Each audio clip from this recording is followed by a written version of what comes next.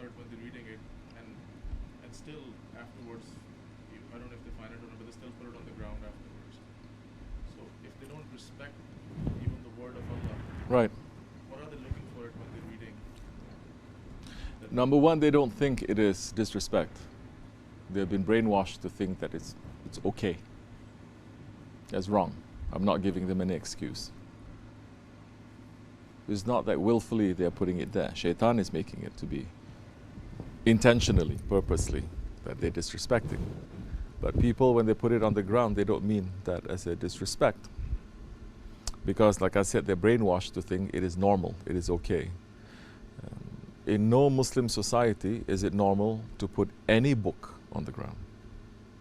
Even if the book is just containing dunya matters, because it is ilm, and every ilm is coming from Allah, you cannot put it on the ground. This is something you have to remember. You're coming here in America, they don't care, put it on the ground, flush in the toilet, put it everywhere they're doing it. We cannot do that. We're Muslims, you understand? You don't put any book that has knowledge on the ground. You definitely don't cross over it, even if it's a book, because it's disrespectful. You have children, don't teach them the bad manners like this. Teach them the good manners nicely, properly when they are young, so that it becomes part of their meat and their bones. Don't try to teach them manners when they become a teenager. That's the worst time you're going to teach anything to anyone, manners especially when they are a teenager. The ego is becoming strong, their body is becoming strong to support the ego for the first time. They are spreading their wings. You understand? So you don't. But we lost all of that. It used to be once upon a time also. It's good. Once upon a time also. You don't even take a pen, okay, and to disrespect the pen. Because Allah is also swearing by the pen. But we lost that because the West, coming with its weakness and its capitalism, kalam. When you use the pen for thousands of years, we're using the pen, the reed, the tip, the wood, dipping it in ink and using it. You don't disrespect that. You don't drop it on the floor. You don't cross over it. Don't give it respect to things.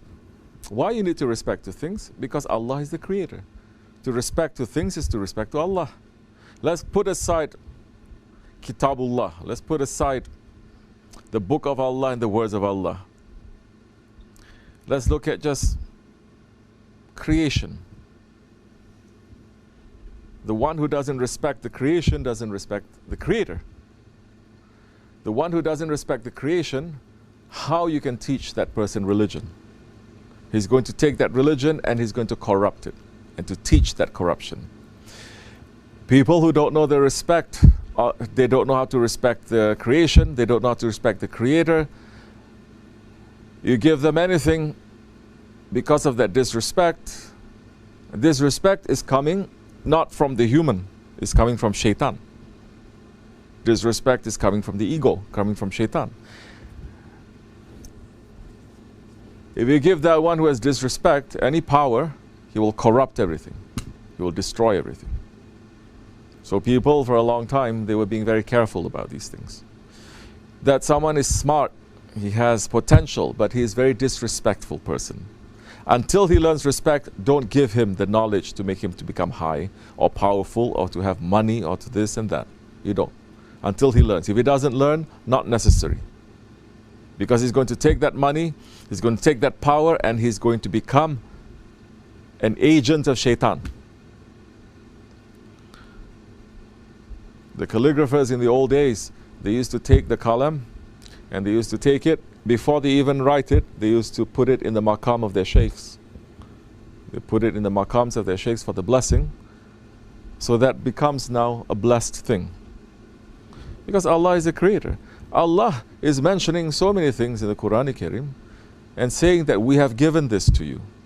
If your relationship with Allah is normal, saying that Allah loves me so much and He gives this to me, of course you're going to respect it. You have to be abnormal, inhuman, shaitanic, that someone who gives you from the love, free, everything, that you're going to turn around and you're going to destroy it, you're going to corrupt it, and you're going to teach people how to corrupt it. That's what the white man did in this country.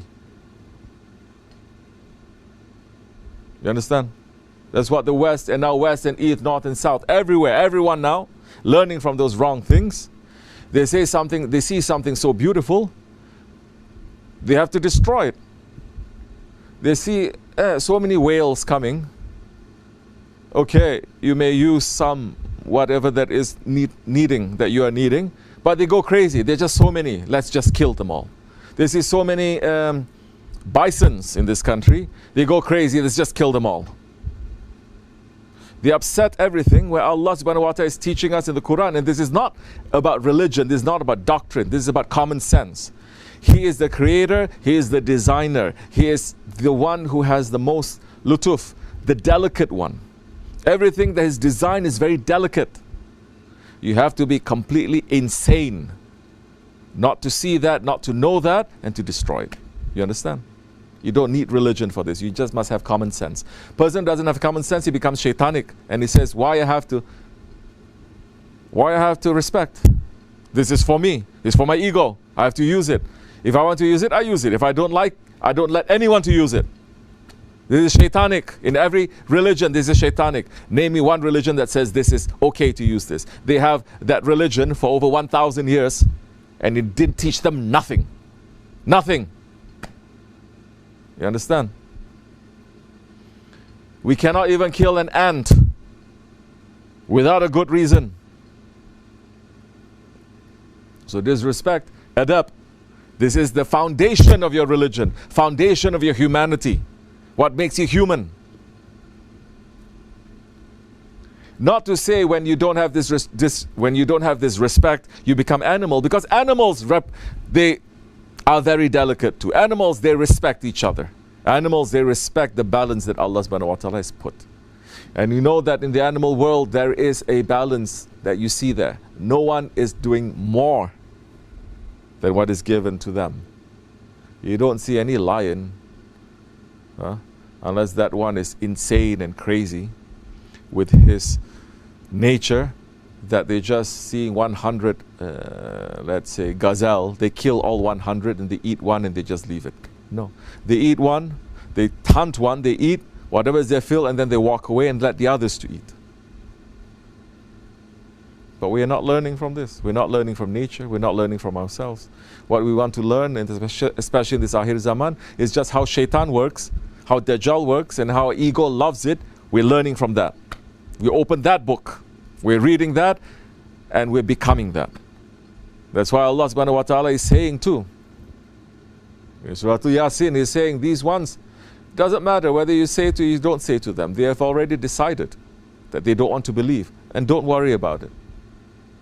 And we will destroy them. We will send them to non-existence. We will bring them back one time for Judgment Day and send them to non-existence. They will come before us. So the respect is love and the respect is fear. And the stupid Muslims now, they say anything you give respect is shirk. Anything you give respect and you give love, that's shirk. That's shaitanic. Because shaitan is saying, you cannot love Allah, don't love anything else. Because shaitan is saying, Allah doesn't love me. You know, like some people is turning to me later and say, you don't love me. I do so much for you, you don't love me. They say, you grow up, bruh. So, those ones who are going to the masjids, you're asking, they don't respect, they don't know respect. Actually, you don't have to know respect. Respect is given to you. It's part of your fitrah also. Floor is dirty, right? High is clean, right? Why you want to put something on the floor that's dirty, correct? How did mankind come to this situation where they kill that common sense and they kill that spirituality that is together with that common sense? You have to have a whole system to do that. Not just one person, one book. You understand? a group here and there. That whole system has to support that and to teach it for over 100 years, that it becomes common knowledge that people are behaving without common sense. Why do you put food on a plate? Why, especially West, they like to eat sitting down, eating at the table like this? Why you know how to raise it from the floor? Why do you just put it on the floor? Muslims learning, and they become the worst, worse than them. Worst. So it's not getting more knowledge. With more knowledge and you don't have respect and you don't have adab, that knowledge becomes very toxic. And you teach people this corrupted knowledge and people think that it is Islam. Or this is tariqat. You're asking me, what is it that they are hoping to get? What do people hope to get with religion? What do people hope to get with religion? How many, Allah is saying, how many, what they hope to get? The best of this world and the best of the akhirat. Why are you saying that? Isn't that the dua of the Prophet ﷺ? We're asking Allah for the best of this world and the best of the akhirat. The Prophet's best is not your best. When the Prophet ﷺ asks for the best of this world, it is not the same as you asking for the best of this world. Because he is looking to his Lord, you're looking at kafirs, and you're looking at celebrities, and you're looking at the ego, what the ego wants. When the Prophet ﷺ is asking for the best of this world, he's asking the best as Allah wants, not as his ego wants. When he's asking for the akhirat, he wants the best as Allah wants, not what his ego wants from the akhirat too. So what do people want when they enter into a religion? They want that. They want the best of this world. Anything they ask, any desire they have, Allah must give. What do they want from the akhirat? They want the best. They want to be in Jannatul Firdaus. Everyone speaking Jannatul Firdaus. May Allah reward you with Jannatul Firdaus.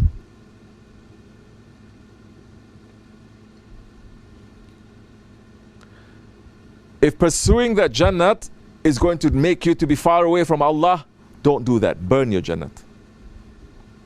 You understand? Because Allah has created us for Himself. So who is asking? From long time ago until now, who is really asking Allah for Allah? Is this secret knowledge? No. Prophets came to say, okay, this is good. You come to this level. You understand you cannot ask everything from this dunya. More you get, more misery you're going to have.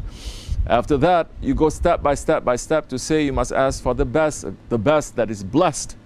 The best according to Allah, step by step. We say not just the Jannat, you must ask for Allah, because Allah wants us. Allah says, your return is to me.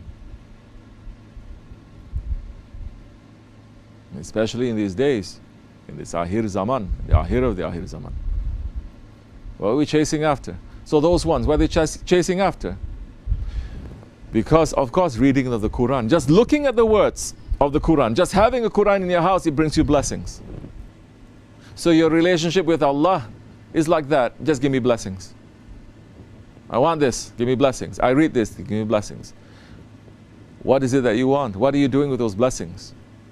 Are you coming step by step closer to Allah? And there are signs when someone is close to Allah. There must be signs.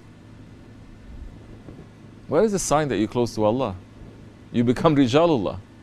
What is the sign that you're close to your friend? You start mimicking him, right? The way he laughs, you laugh. The way he eats, you eat. The way he looks at things, you also look at things. You become more alike. Two roses you put together, different color, they take each other's color. When you get closer to Allah, you get closer to the Prophet ﷺ, you get closer to the Sahabe Kiram, you get closer to the Ahlul Bayt, you get closer to the Awliya Allah, you must take their color. You cannot be by yourself. These ones, whose color they're taking? They're reading so much, eating it, reading, whose color? You see they're turning more dirty looking, because their reason for that is not for Allah too, it is for them to satisfy their ego. banging their heads, rubbing their heads on the sajada to get the mark, because Allah is saying you can see the marks of the believers. The sign is they have a mark on their forehead, and they think that black mark, which is the mark of Dajjal, is the mark that they are close to Allah subhanahu wa ta'ala. Anyone can do that, no? If Allah is saying that's a mark of a believer, anyone can. You don't have to be a Muslim. You just rub your head a couple of times or scratch, and then you're going to get that mark. Is that what Allah subhanahu wa ta'ala is talking about? No.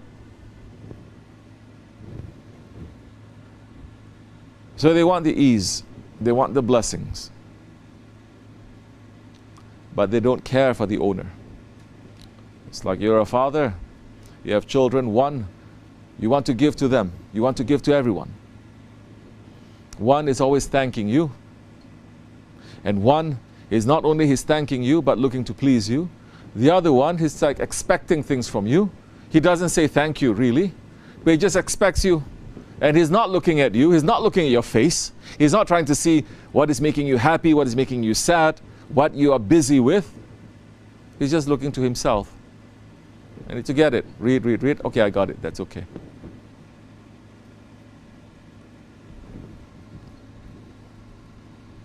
I was going to say because people don't know any better. But you know what? No, Allah never leaves us alone. Never leaves us alone. Like what we said, the whole system is supporting that, right? You have to destroy the whole divine nizam and to put the nizam of shaitan for people to think like that. But still in these dark days, Allah doesn't leave us alone. Still, Allah is waking us up. Allah has put in our makeup, in our design, to be able to wake up and to be able to put two and two together, to be able to understand. He never leaves us alone, but we don't want to remember. We don't want to. And who is concerned about this, that people are not remembering? The people are not concerned. It's the prophets who are concerned. It's the awliya Allah who are concerned. And they're killing themselves to do that. And Allah subhanahu wa ta'ala is saying to them so many times, that's okay. Don't stress yourself. Don't fret. Majority of them, they are ungrateful. Majority of them, they will not believe. So, what do we do for them? They say, look to those who are believing. Work on those ones.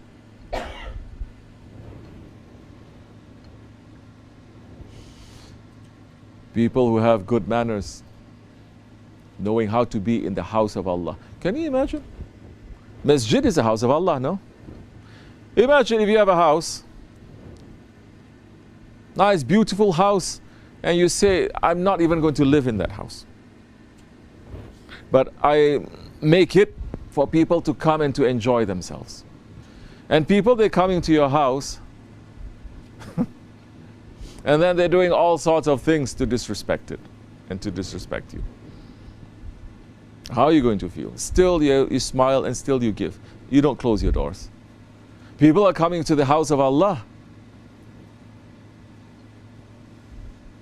They don't behave like that in their parents' houses.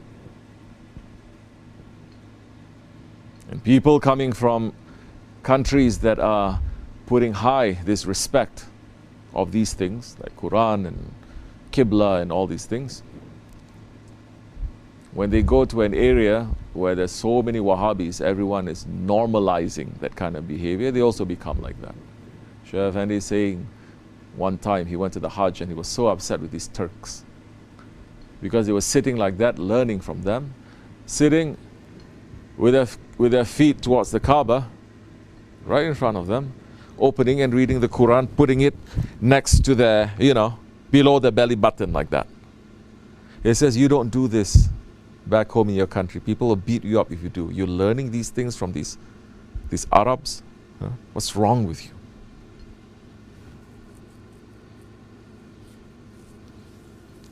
We must put certain boundaries to us. We are like this, we are not like that.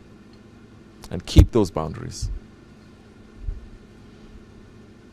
People that have so much heart, it's not because they have so much heart. You don't have enough faith. People who are so tolerant and so forgiving and say, well, don't judge them. Inshallah, they're going to get better than us. Who knows? People who are saying that, they actually want to become like them. They want to become like them. They don't want to become to those ones that they would rather stand up whole night long because they're in the presence of the Quran than to sit down. They don't want to be like that. They don't want to be like that that says, I will rather burn than for someone to disrespect the Quran. That's why the awliya Allah, they are supporting also people in the West, supporting the people in America who have more spirituality. They may not have the religion, but they have spirituality because they have common sense. Then so many Muslims who come here, taking this religion for granted and corrupting it and using that religion for corruption. Them, their children, their wives, and everyone too.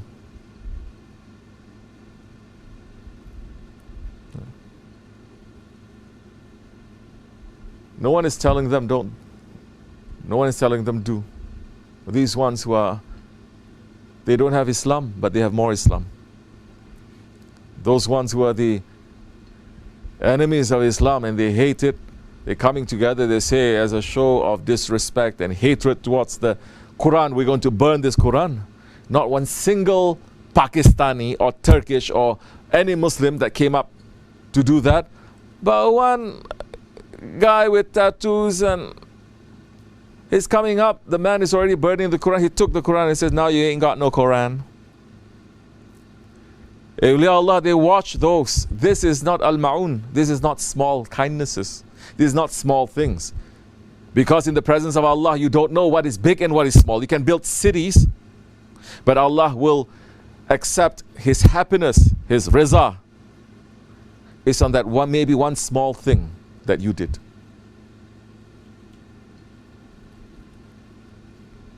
This is understanding the spirituality of it. We are not people from other religions that say, okay, I give you $1 million, now I have a ticket straight to paradise. And the Pope says, we can sell you these indulgences. You have so many evil, continue doing that, we take your money, it's okay. Of course, we learn from them. This is what's happening all around too. People are also doing it. Communities are doing it. Masjids are doing it. Sheikhs, they are doing it. They say, oh, you're doing wrong thing. It's okay. Just give me the money. Where is the money from? Drug dealing? It's okay. I will clean it up for you. Keep the money coming. You understand this? Allah, Allah.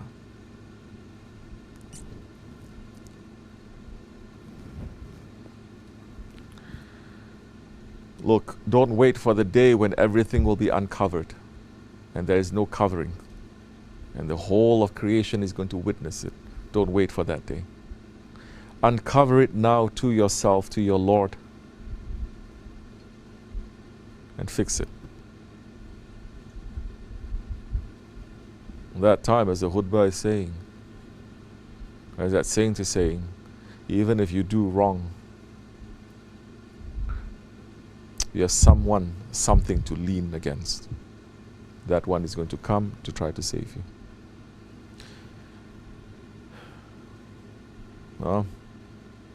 Quran. Astaghfirullah lazim wa atubu ilayh. That's why the ulamas, they were not happy with printing the Quran when the printing thing comes. People are going to say, you are like the Christians, they don't print the Bible. No, people, what do you mean? We don't need a text. We don't need the physical text because the Quran is not a physical text. People are already memorizing the Quran from 7 years old to 70 years old. From the time of the Prophet ﷺ. That's one of the miracles of the Quran Kareem. No one in this whole world memorized the Bible. But this memorization of the Quran is going on from that time until now. Millions are knowing it. They are preserving it. And they will also write it. And when we write it, we make it to be the best writing, the most beautiful writing. That itself, the writing of the Quran is saying this is just a sign. This is just an ayat.